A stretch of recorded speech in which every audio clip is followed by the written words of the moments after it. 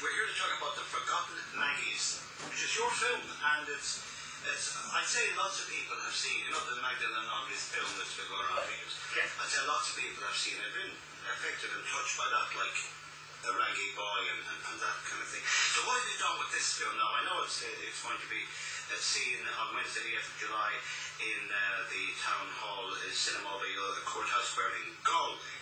But what have you done with this film that I'm sure will add to what we know? Well, quite rightly, as you pointed out, a lot of people would be familiar with the Magdalene sisters, and I suppose where we come in is we pick up at that point where the women have left the laundry and basically gone on to live their lives independently of coming out of the institutions. So I suppose from our point of view, the documentary would focus on the human rights aspect of the Magdalene Laundries, and it just shows how the church and the state colluded to remand and keep these women against their will. A form of slavery. Yeah, basically, it's a form of slavery, and it continued up until as late as 1996 in Ireland, when we had a booming economy and the so-called Celtic Tiger. We had these women locked up and slaving away in institutions and not being paid, not being given a pension, not being given any kind of form of liberty or rights or justice as the industrial schools are experiencing at this moment in time. So just ask the important questions of why these women have never received a public apology from the state or indeed redress from the church. And as young people in Ireland, we just believe that it's absolutely essential that these women are acknowledged publicly and openly in a way that other survivors of institutional abuse have been acknowledged.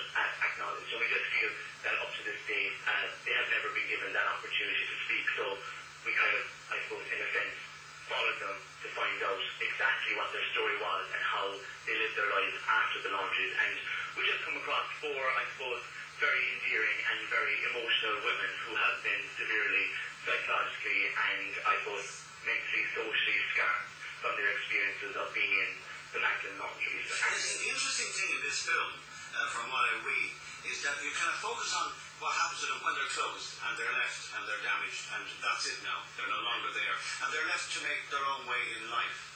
Well, yeah, exactly. It just looks at the relationships or how hard it was for them to build relationships with say, partners or family members after they got out of the laundries, or just indeed how society saw them in the respect of that these women were actual sinners. But we know from the study of doing the documentary that this is completely false, in the sense that a lot of these women were actually taken in off the streets and put to work within half an hour, and as I say, they never got any opportunity to question why that actually took place. And we pick up the documentary where we meet a woman actually from Carlo, who has been trying for the last, let's say, 10 or 15 years to try and get justice for the injustice that she has suffered with regard to these institutions. And basically from that then we follow Maureen and her journey in trying to kind of, I suppose, get the answers to the questions that have never been answered by either the church and the state. And I suppose because I was so unfamiliar myself as a young person in Ireland with regard to these institutions, I was completely open to the fact of what she was saying, and then everything that she relayed back to us, then I suppose we kind of investigated or dig deeper into the whole idea of the Magdalene Laundries, and it kind of transpires in that some of the things that she's saying may or may not have been true, and you kind of just follow that whole idea of questioning, why is it that this woman in modern 21st century Ireland is not being given the opportunity or the chance for her voice to be heard, or indeed have justice for the injustice and the human rights that were taken away from her, like her liberty, the freedom of expression, the right to even vote. These people would not have been given any right to vote when they're inside the institutions, and it just those aspects. And as the documentary kind of, I suppose, goes on, and we develop it, and the bigger understanding that we get of the institutions, we find ourselves over in England, and suddenly we're interviewing, 3 or 4 women who have similar experiences to that of Maureen, and have, I suppose, the same injustice put on upon them. But as I say, there's one of the women called Kathleen Lake, for example, and she had never told her family or her husband, who she was married to for 38 years, that this actually happened, or kind of why she was having such bad nightmares and waking up in the middle of the night with cold sweats because she saw this person in black standing at the end of her bed, and that brought her obviously back into the time that she was inside the institutions, where she was denied her right to education, and as I say, the nuns had her work in the laundry, slaving, and even though they promised her family at the time that they would give her an opportunity in life that maybe her family couldn't give her, they actually did completely the opposite. And I genuinely believe, as a young person living in Ireland, that these women need to be acknowledged in the exact same way that we have not acknowledged people within the industrial schools and other survivors of abuse that have been acknowledged by the state and the church. And I genuinely feel that it has not been done at this point. So we challenge that, and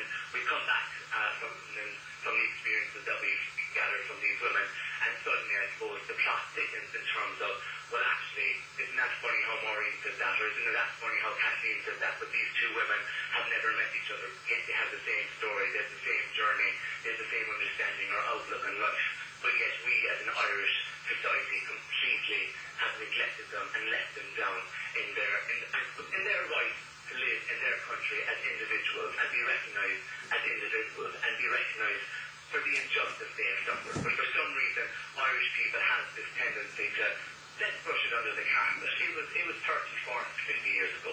Big deal. You didn't get an education. That doesn't matter. You know, we've moved on. Why are you talking about this?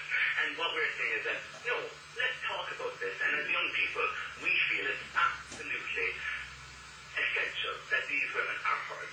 And then of course, Stephen, you hear all the concern about, young women being trafficked into the country to be used as sex slaves or whatever. I mean, sure, what's the difference? We were picking young women up, young women in trouble. They were told they were sinners and they were enslaved.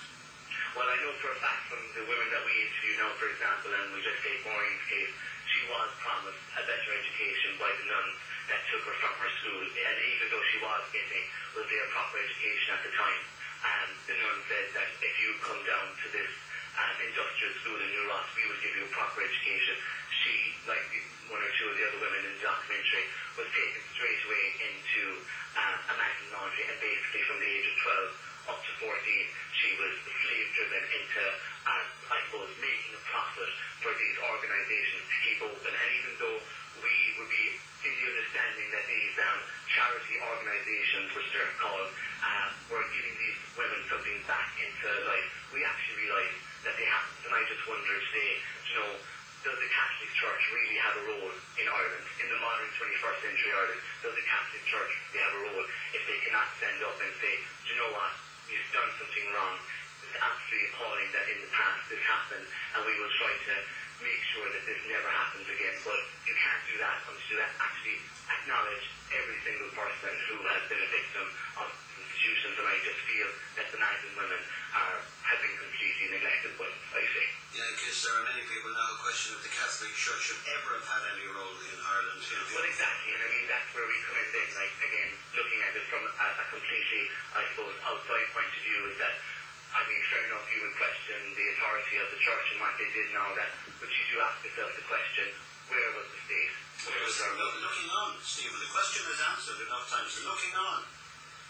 Well, exactly, this is it, and in the documentary, as it unfolds, you discover that there's been laws, legislation, and acts that were in place at the time to protect these women like Maureen, Kathleen, Mary King, and Mary Collins, and her mother Angela Collins. But ultimately, as you say, they just stood aside and let the Church do what they wanted to do, and I think it's an absolute shame. And the documentary really, really does highlight that in the last 3 or 4 years, because that's the focus of where the documentary picks up, that the Church, the state, the local authorities, the organisations that the so-called help you for if you feel that you have an injustice done by you, aren't really doing anything. And what really has changed in Ireland, the paper might have changed, but the colour is still the same.